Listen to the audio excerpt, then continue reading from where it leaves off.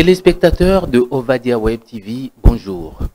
Avec l'attachement séculaire de l'humain à la culture, le lobbying de libres penseurs, chercheurs et le poids de l'UNESCO, la culture, vecteur de savoir et de valeurs, a fini par s'imposer dans l'écosystème économique, voire le langage politique. Pour autant, les tenants du discours sur ces thématiques en maîtrisent-ils réellement les enjeux? Dans quelle mesure la culture trouve sa place dans les programmes politiques de développement de nos nations? Pour faire le tour de ce numéro que nous avons intitulé « Développement, quelle perspective pour l'Afrique ?», nous recevons aujourd'hui le professeur Joseph Olabiyi Yayi, professeur honoraire, officiant des universités asiatiques, américaines, européennes et bien sûr africaines, représentant du Bénin à l'UNESCO de 1999 à 2013, c'est sans doute une voix qui compte. Avec lui, nous nous poserons donc des questions sur le lien entre culture et développement, notamment pour le continent noir. Surtout que des initiatives visant une prise en main de leur destinée par les Africains eux-mêmes sont lancées dès avant les indépendances, et plus encore ces derniers temps par l'actuel président de l'Union africaine, le Rwandais Paul Kagame. Mais le positionnement culturel du continent est-il évident pour tous? Inhibé, conscient ou non, par le poids de l'esclavage, la colonisation et l'influence des religions révélées, l'Africain semble encore se chercher. Toutefois, et d'ores et déjà, la voie du mimétisme ne semble pas convenir à notre invité. Aujourd'hui, nous avons un développement que le néolibéralisme, après le capitalisme classique, prétend universel. Depuis que le mur de Berlin est tombé et que le camp prétendument socialiste lui-même a rejoint le capitalisme, on nous impose quelque chose que certains, qui ne sont pas tout à fait à côté de la plaque, appellent la McDonaldisation du monde. Bien. Et que les peuples, y compris en Occident, subissent, mais ne veulent pas. Alors, nous, ici en Afrique, c'est ce modèle de vie, ce modèle de société, on n'est pas pensé par nous, ça vient à la suite de...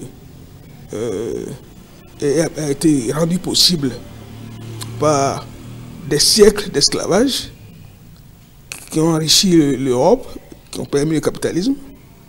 Donc, je pense que nous ne pouvons pas nous libérer avec des idées qui proviennent précisément de notre asservissement.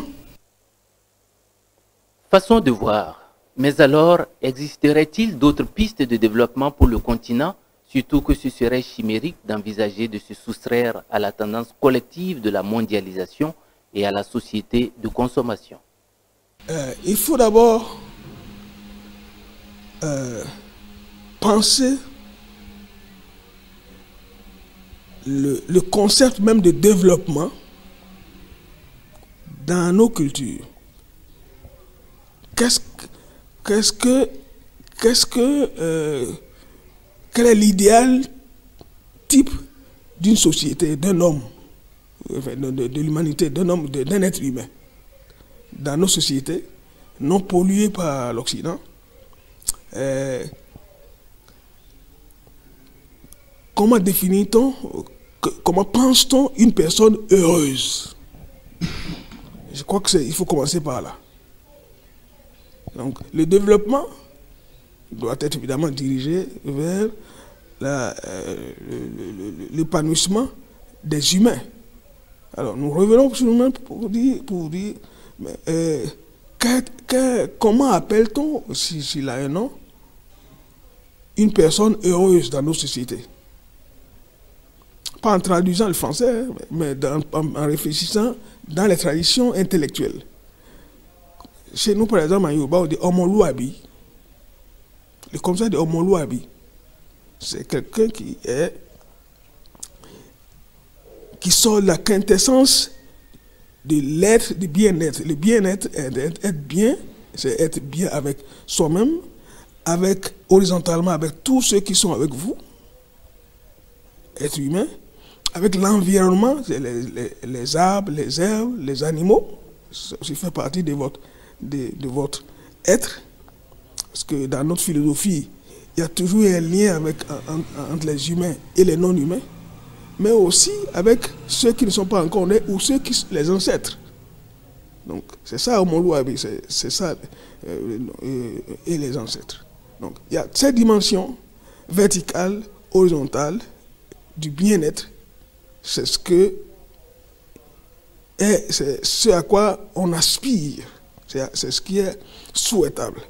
Donc c'est en ces termes qu'il faut penser donc le développement collectif. Si vous avez ce n'est pas d'avoir 2 voitures par famille et de voir les autres en zémidien ou les éclabousser avec votre voiture. Par exemple, on dit chez nous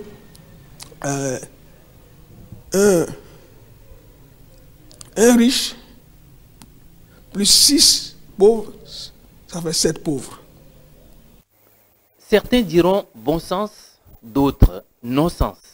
Dans tous les cas, admettons que le libre arbitre reste la règle. Mais la conviction de notre invité est presque atypique. Envisager la problématique du développement de nos États en ayant pour point de mire l'Occident serait une mauvaise approche. Repensons le concept de développement en nos termes et pensons donc à des sociétés qui peuvent nous faire avancer jusque-là.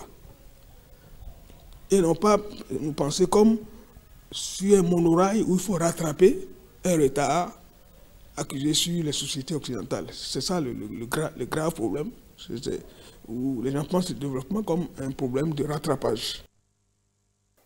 En langage de chez nous, on dirait « l'oiseau grandit dans son plumage ». Le sujet est ouvert. Ovadia Web TV vous remercie pour votre aimable attention. À la semaine prochaine.